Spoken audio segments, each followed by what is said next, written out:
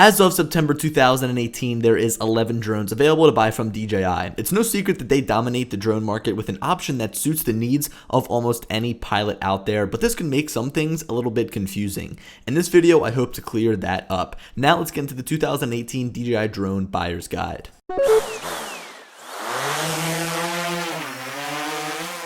Just as a quick disclaimer, this video will only include drones sold by DJI currently through their website. I won't be including older drones that can be purchased used for the sake of time. So anyway, starting things off here, we have the Rise Tello, which actually isn't made by DJI. It's made by a company called Rise, which DJI owns, but it all makes sense because this drone is way below any of the drones that DJI sells in terms of specs and price. For $100, this drone resembles a toy that can fit in the palm of your hand, but packs a serious punch. The Tello's top speed of 18 miles per hour and 13-minute flight time make it a joy to fly, separating it from the toy drone pack, but I can't say the same for the Tello's camera. It's rocking a 5-megapixel camera that can shoot 720p video stabilized electronically. If I had to describe the footage and images it produces in one word, it would be mediocre, but it's not like an okay mediocre, it's like a bad mediocre. Here's the thing, if you're buying this drone, it's probably to fly around your backyard or inside of the house. I never expected this camera to be all that good, and I'd recommend checking out this next option if shooting stable video for a cheap price is something that you're interested in. At $399, the Spark is the least expensive drone that DJI sells, but it still comes packed with features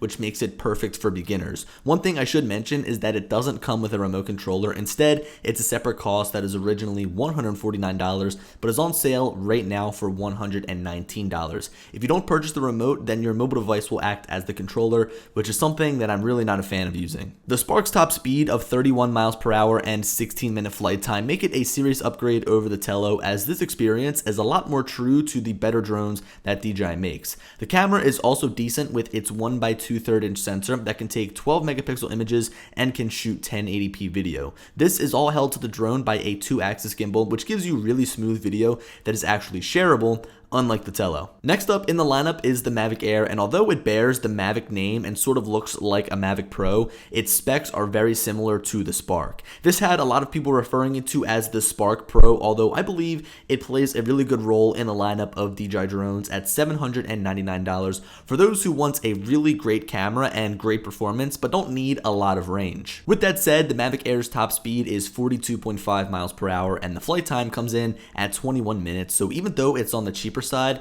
this drone is rocking some serious specs in the performance category. Now the camera is not much different than the Sparks or the original Mavic Pros, but in my opinion and a lot of other people's opinions, this footage looks a lot better. The sensor size is still a 1x2/3 inch and it shoots 12 megapixel photos as well as 4K video, which gives you room to take great video and great stills. The one downside to this drone is that it doesn't use OcuSync. Instead, it uses an enhanced Wi-Fi based transmission system that is spotty in densely populated areas and doesn't offer much range at about 2 miles. Now, although this next drone might be 2 years old, it still stands out as one of the greatest available on the market right now. The Mavic Pro has currently been replaced by the Mavic 2 series, but it shouldn't be looked over as it is still better than what most other companies are putting out right now in the end of 2018. It's still priced at $999, but I wouldn't be surprised if there's some sort of price reduction with the new upgrades coming out. Although it is a bigger drone than the Mavic Air, it still has a lower top speed at 40 miles per hour, but outperforms the flight time by 6 minutes,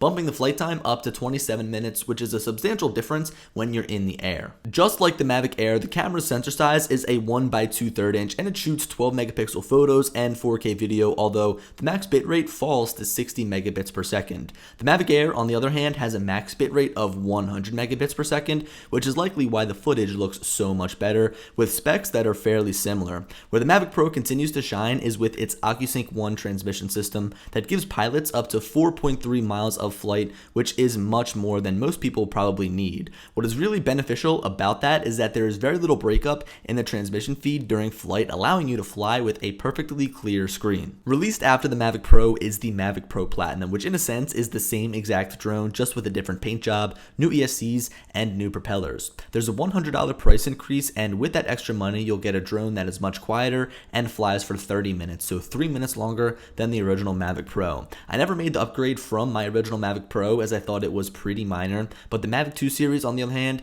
boasts a lot of new features. With the Mavic 2 series, we get two options to choose from, the Mavic 2 Zoom and the Mavic 2 Pro. The only difference between the two is the camera and about $250. Other than that, they're the same exact drone with the same performance, like a maximum speed of 44 miles per hour and a flight time of 31 minutes. The camera on the Zoom has the same specs as the Mavic Air, surprisingly, with a sensor size of 1 by 2/3 inch, and it can shoot 12 megapixel photos and 4K video with a maximum bitrate of 100 megabits per second. But the cool thing about this camera is that it can zoom in 2 times optically between 24mm and 48mm, opening up the opportunity for a bunch of different shots. The Pro, on the other hand, has a full 1-inch sensor capable of shooting 20 megapixel photos and 4K video at 30 frames per second, not 60. Another benefit is the adjustable aperture to fine-tune exposure value. Being made by Hasselblad or co-made by Hasselblad and DJI, it can also shoot in the D-Log-M color profile, which comes with benefits like HDR video and 10-bit color.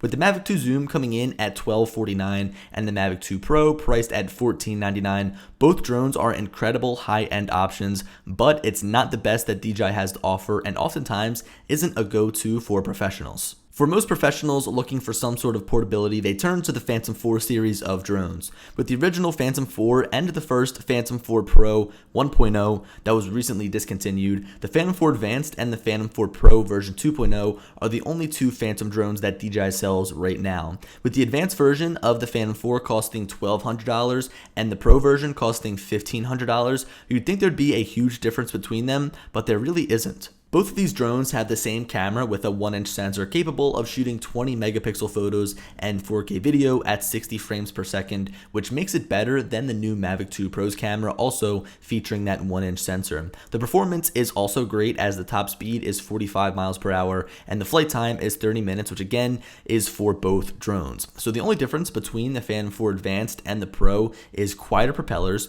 optical avoidance sensors on the back, infrared sensors on the sides, and OcuSync instead of Lightbridge. Now that we've gone over the consumer drones, it's time to get into the professional drones, and there's two right now that DJI has up for sale. The first is the Inspire 1 version 2.0, but I can't recommend this drone just for the fact that it's $1999, which is $500 more than the Phantom 4 Pro, but the specs are far worse. Not to mention, it is a lot more bulky, making it hard to carry around. The camera resembles drones from the Mavic line with a 1 by 2/3 inch sensor that can shoot 12 megapixel photos and 4K video at 30 frames per second. So look, this drone was a beast when it first came out years ago, but if you're really looking for a professional option, you want to look more at the Inspire 2, and if you're watching this video and looking at an Inspire 2, you probably already know most of the things about it. Now the drone is sold by itself, so you have 3 different camera options to choose from: the Zenmuse X4S, the Zenmuse X5S, and the Zenmuse X7. That X7